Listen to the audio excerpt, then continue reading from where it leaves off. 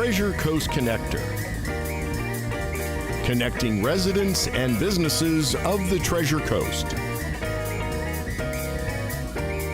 And here's your host, Ellen Contreras. Welcome to Treasure Coast Connector. I'm your host, Ellen Contreras. Treasure Coast Connector is the talk show, an online community where we put a spotlight on interesting local businesses and resources, then connect them to you, the consumers in the community. Everyone has an interesting story of why they do what they do. When we learn about what's happening in our own backyard and support local businesses, it strengthens our local economy. For details on the show, links to discounts, promos, past interviews, check out www.tcconnector.com. No one gets through life without problems, and turning to our friends for some advice can be helpful on occasion, but for the bigger problems, the bigger challenges, it's important to turn to a professional that has the tools and the methods for dealing with problems, because they have a really great perspective on the outside looking in. Well, joining me in the studio today is Kelly Marker of Choose Wellness Counseling. She is a licensed mental health counselor who's here to give us some really great ideas, information, and to talk about her practice. Welcome to the show. Thank you. Yeah, I'm glad to be here. I am glad that you are here. It took a lot of convincing. This is the time of year that people want to better themselves, right? Yes. And there's all different ways that they're doing it, but then there are the occasions where we really have a challenge, in life. And we're going to talk about all the different things that you do, but having someone, a mental health counselor, when something's wrong with our bodies, we want to go to the doctor, but there's a lot of chemistry, balanced stuff that goes on in our brain. And if something goes awry a little bit, then having, we want our brains to be healthy. And there's no shame in that. That's the long-winded. We all want to feel good. Yeah. We want to feel happy and positive and like life is great. Yeah.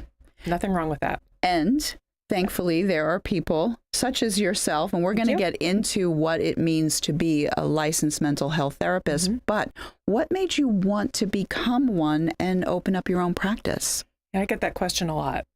Very reasonable question. So for as long as I can remember, I have been fascinated with human behavior. Why do people do the things they do? What makes people tick? But growing up, when in the age that I grew up in, small town Nebraska, you didn't talk about counselors. You didn't talk about psychology. That just wasn't a conversation that was common among anybody. Yeah.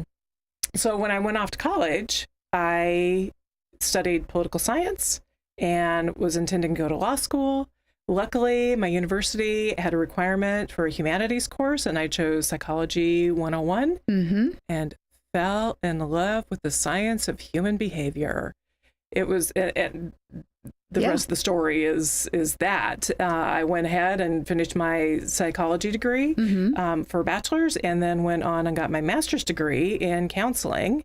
And their history. I love working with people. I love helping people find patterns and understanding their behaviors. And you were hooked, and that's great. So what I want to say, though, I have an idea for a book for you. When you figure out why people do 50 in the left-hand lane of the expressway, things like that, if you can find the answers, write a book and let us all know. Very helpful. I'm sure somebody out there has that, maybe. Okay. I work more on the compassion of being behind that person. Oh, very good. And trying to understand that there's a story behind their behavior, and that often those stories are hard, or just some understanding and awareness is helpful. Yeah. So in the intro, licensed mental health counselor, a lot of people don't really understand what that means, what it entails. So if you can explain what that is and what you do or don't do, some people might think that it means this or that. we Mental need to clear health that up. counselors are licensed professionals, meaning we are licensed through a board with the state. So that means that I have to have a certain amount of education, a master's degree, and a counseling program that has a certain curriculum, a certain number of hours that I have to complete, including practicums and internships.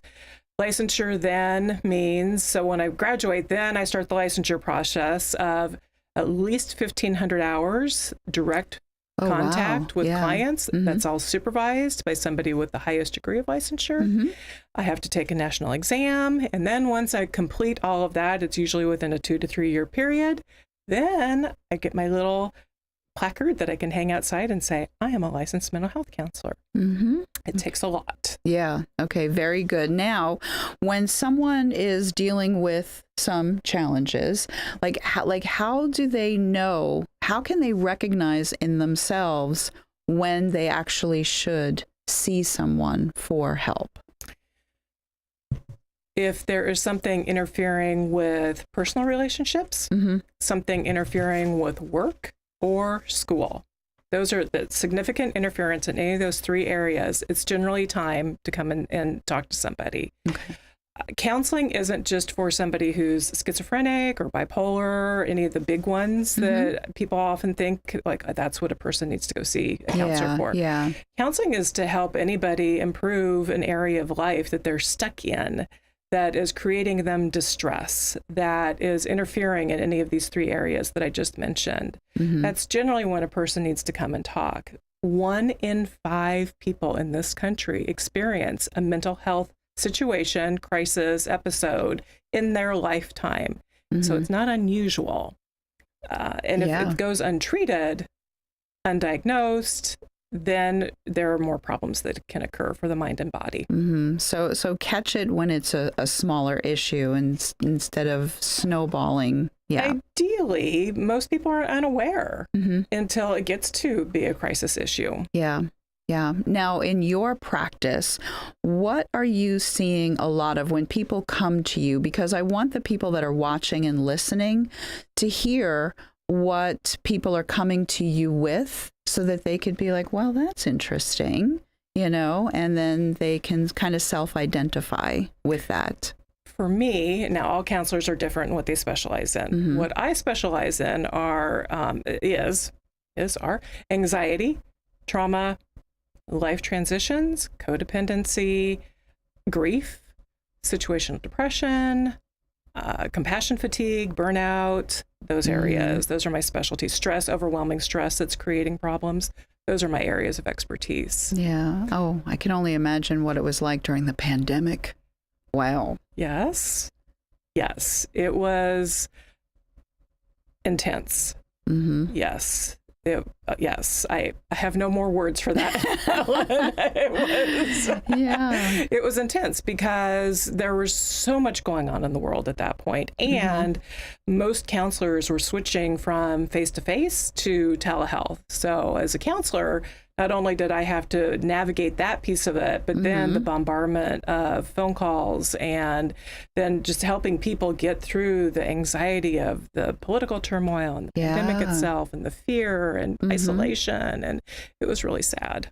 Yeah, and that's true. And speaking about the political landscape with conspiracy theories, there's a lot of people that just went off the deep end thinking that everything is like the world is against them and everything is like just everybody's bad. And it was just, can you help people get over that conspiracy theory situation? That's a very complex issue. Some people, yes. It's when we look at conspiracy theories, and I know a little bit about it, I can't say I'm an expert in it. Yeah. When we look at those, it's really a person trying to find a foundation to stand on. That's where we see a lot of the polarization happening, is that people felt so uncomfortable and torn apart during that time that they needed something solid to stand on. And so it was really grabbing on to the value that they felt most comfortable with and standing firm with it. Yeah. Unfortunately, when that happens, then people feel attacked by their values, then you get defensive, and then it gets ugly. And yeah. we saw the conclusion, the consequences of all that. Oh, yeah. Yeah, that was a troubling time. Okay, so now before we cut to break, maybe I'll cut to break a little early, Cindy. What do you think about that? For the people that are listening on iHeartRadio and the podcasts, because the viewers see your contact information, how do they get in touch with you? So they can call me at 605-545-0941. They can email me at kelly@choosewellnesscounseling.com. They can go to my website, which right now at this time of taping is down for maintenance. That site is choosewellnesscounseling.com. Very good. Okay, so now we're going to take a quick break. We have a lot more to discuss about Kelly and her practice and how she helps people. Stay tuned. We'll be right back.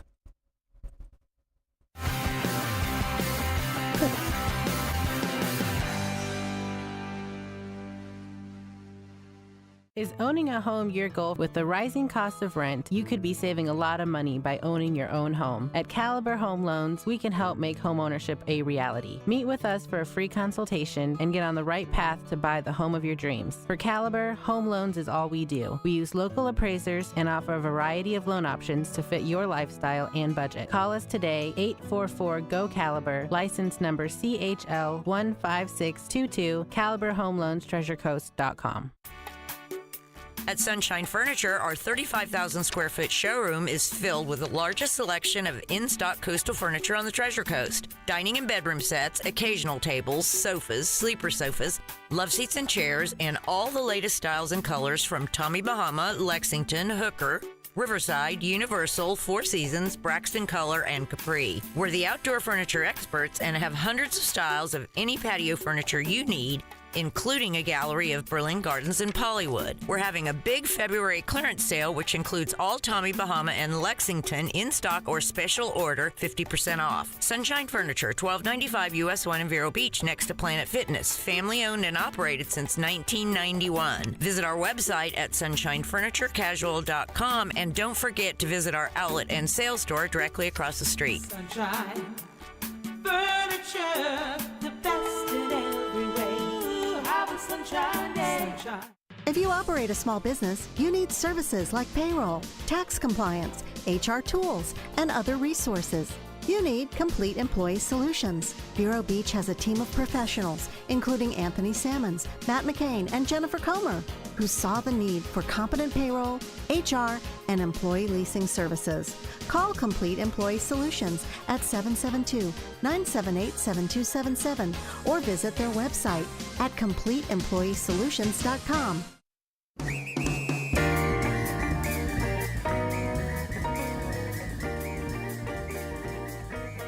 Connector. I'm your host, Ellen Contreras, and I'm with Kelly Marker, a licensed mental health counselor. Choose Wellness Counseling is her practice. Before the break, we were talking about different things that people come to you with, and we were talking about scary situations with like the pandemic and the political, and a lot of people voicing their opinions, which is fine. That's what America is all about. But then there were people with the conspiracy theories, but you wanted to make a clarification. I just want to clarify. I mean, there are conspiracies on all sides. Conspiracies are a deep belief, and beliefs are not right or wrong. It is what a person believes. Yeah. And so there's no judgment when somebody comes and shares with me what their belief is. Mm-hmm. We just work through whatever it is that's creating a problem in their life so that their life feels smoother, more manageable, happier, more content.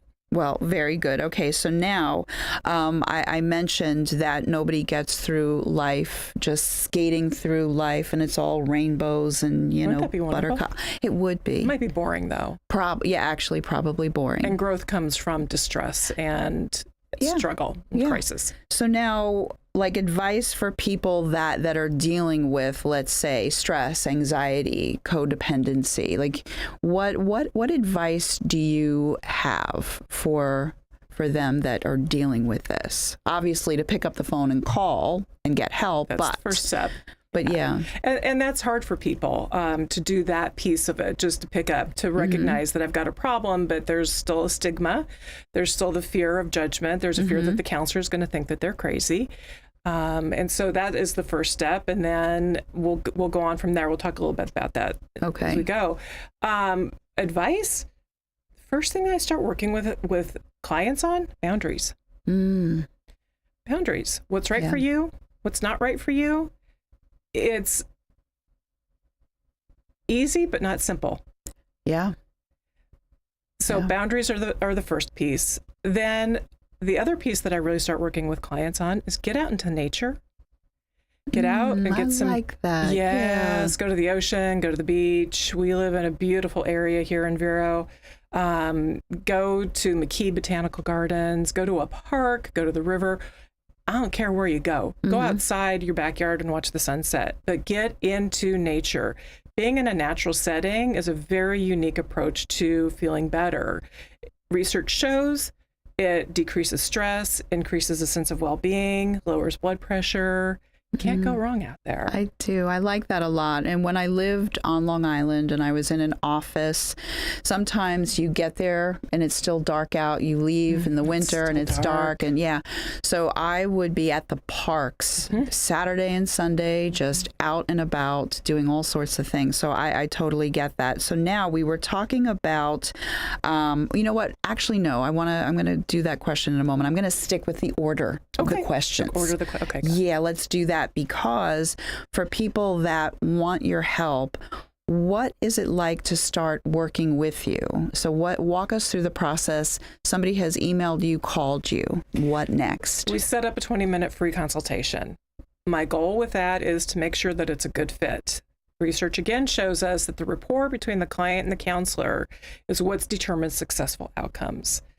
So we set up a consultation call, we talk, I get a little bit of information from them to make sure that I have the skills necessary to help them. I give them a little bit of information about me so that they understand my approach and get a little brief glimpse into what it's like to work with me. If it's a good fit, we go ahead and schedule the first session. First session, 90 minutes long for me. It's a little bit longer than most. What I want is enough time to gather the big picture information, to really understand what's going on, to get what the presenting problem is, and ideally to set up counseling goals, which are our roadmap during the counseling process. That's nice. Yeah, There's a list of expectations of what is going to be dealt with and that kind of thing. What does the client want to accomplish? Yeah. That's my question. What do you want to accomplish together? And how are we going to get there? What do you think needs to happen? What do you think you need in order to get to this final goal? And then we have a measurement. We always have to measure so that we know, I don't care if it's a scale of 1 to 10 or if it's like, oh, well, because I'll be able to tell people no. That can be a very simple goal too.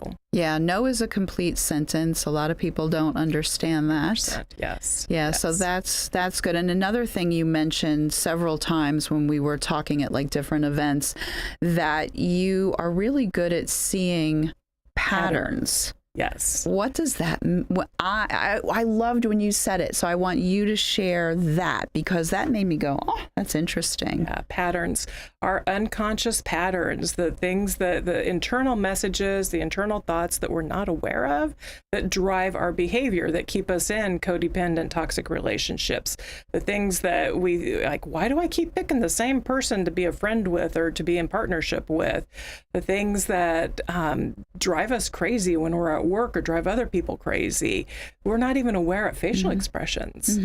Are amazing. Of course, I watch them all the time. Yeah. But looking for patterns that are not helpful, helping to develop patterns that are helpful, developing awareness and mindfulness.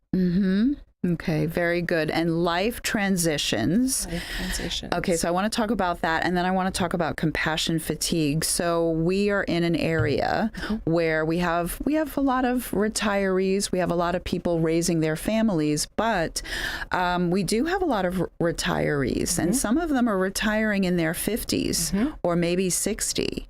And that's a transition, and or career changes. There's all sorts of things. All sorts of transitions. Yeah. So explain how you help with life transitions. Well, so think about that. Anytime we transition, it can feel really bumpy and scary and out of control. In today's world, which seems like it feels like it moves at a faster pace, there's a lot of transitions happening at the same time. So stress can become overwhelming. It leads to sleep disruptions, anxious feelings, again, feeling out of control, which is actually, that's what anxiety is, feeling out of control. What I do to help people with that is, let's back up, take a look. Where can we start having more success? Let's take a breath and have some grace. Let's develop some boundaries. Let's get outside. Does that answer the question for you? Yeah. Okay. I just, because I want people to understand with life, and I mentioned retirees. A lot of people talk for years, when I retire, but they don't actually think about what does that mean in their day-to-day life. Well, and that can be really scary for some people. Yeah. Those that I've worked with going into or toward retirement start balking about it. What do I do with my life? What does this mean about me? Am I old? Am I falling apart? Am I just going to stay home and do nothing? There's a lot of fear around retirement for a lot of people. Yeah, absolutely. And then compassion fatigue. I know firsthand when I was caring for my mother, and we have a lot of women especially that are still dealing with their kids, and they're taking care of aging parents or a spouse, and it doesn't have to be an aging spouse. You could be in your 40s and somebody could have, an accident, and all of a sudden you're a caretaker. It's difficult. So explain compassion fatigue and how you help with that. So compassion fatigue is what you're talking about. You're a caregiver, whether you're a professional caregiver or a personal caregiver. There comes a point in time where it just starts to feel like it's too much. You lose yourself in the process of it. You don't have any time to breathe. There's too much information coming in. You're feeling too much from that person, and then burnout will start setting in. Actually, burnout and compassion fatigue are two different things. Yeah. Compassion fatigue, though, you really start getting some depression. You start feeling meh about the world, apathetic. The idea then is, again, I'm going to say it again, boundaries. Boundaries are essential. What's right for myself, what's not right for myself. Yeah. And then be able to establish them and say, I need help caring for this person. I need extra people coming in. I need to find resources from the community, from my church community, friends, whatever. Even if it's just to get out for a day and do your own thing, go shopping, get your nails done, sit by the beach. Doesn't have to be fancy. And not feel guilty about it either. Well, we work through the guilt and the shame of it. Very true. So we only have 2 minutes left. I think Cindy doesn't know how to tell time. I could talk all day about this. So. I know. And that's why I'm really glad to have you here, because even for those two things, the transitions in life that are scary, and then the compassion fatigue, based on our population on the Treasure Coast, your phone is going to start ringing off the hook. That's my prediction. Okay. I'm going to point at the camera and tell people, Lydia in Toastmasters, she loves when I do this. Ooh, she's going to stick gum in my hair on Friday. Okay. How, for the second half, give your contact information, how people get in touch with you. So they can call me, 605-545-0941. They can email me, which tends to be less threatening, at kelly@choosewellnesscounseling.com. And that's it.